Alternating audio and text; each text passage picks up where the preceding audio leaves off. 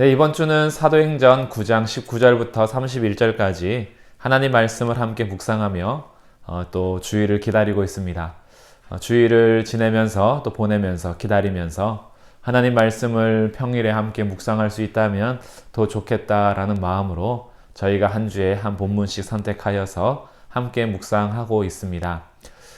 지난주 주일에는 사울이 다메섹으로 주의 제자들을 붙잡으러 갔다가 오히려 예수님을 만나며 그가 세례를 받고 다시 일어나는 것으로 본문이 마쳤습니다. 과연 사울은 그 다음에 어떻게 했는가?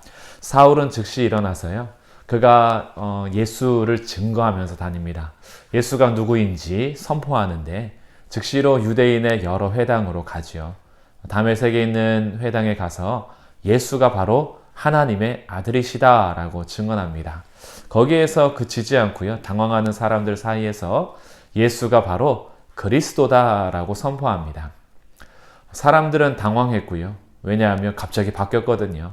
예루살렘에서 다메섹에 출발할 때까지만 해도 주의 제자들 예수가 하나님의 아들이시요 그리스도임을 믿고 따르는 자들을 잡으려 오던 사울이 갑자기 다메섹에 들어와서 회당에서 말하는 것이 바로 예수가 하나님의 아들이요 그가 그리스도다 라고 선포하는 여기에 대해서 이들이 적잖이 당황하는 것들이 보여지지요. 성경은 이렇게 기록합니다. 다메섹에 사는 유대인들이 당혹하였더라.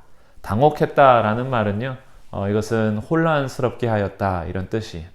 유대인들도 혼란스러웠겠지만 예수님을 믿지 않는 유대인들도 혼란스러웠겠지만 예수님을 따르는 주의 제자들인 유대인들도 아마 많이 당혹했을 겁니다.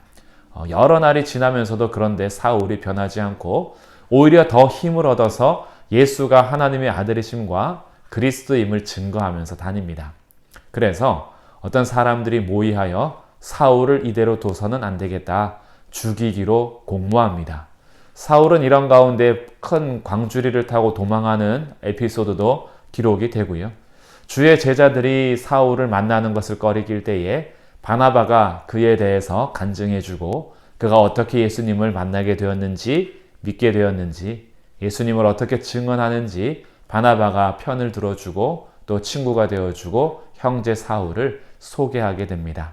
그래서 사울이 주의 제자들과도 교제를 하며 더욱 힘을 얻어서 예수가 그리스도임과 하나님의 아들이심을 증거하게 되죠. 그런데 사울의 열심, 이 전도의 열심이 높아지면 높아질수록 이 사울을 죽여야겠다라는 공모하는 일들도 점점 높아지게 됩니다.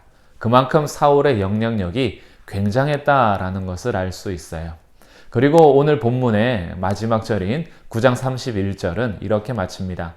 그리하여 온 교회, 사마리아와 예루살렘에 있는 교회가 평안함으로 주를 경외하고 든든하게 서갔다라는 것으로 마치고 있습니다. 이 사울을 죽이려고 하는 일들은 계속해서 공모되고 있으나 그럼에도 계속해서 힘을 얻고 더 용기를 내고 담대하게 주님을 증거하고 이로 인하여서 주의 제자들이 함께 힘을 얻었으며 여러 흩어져 있던 주의 사람들이 예수가 그리스도이시요 하나님의 아들이심을 증거하면서 교회가 평안하여 든든히 세워져 가고 주를 믿는 제자들이 날마다 더해졌다라는 사도행전의 소결론을 내고 있습니다.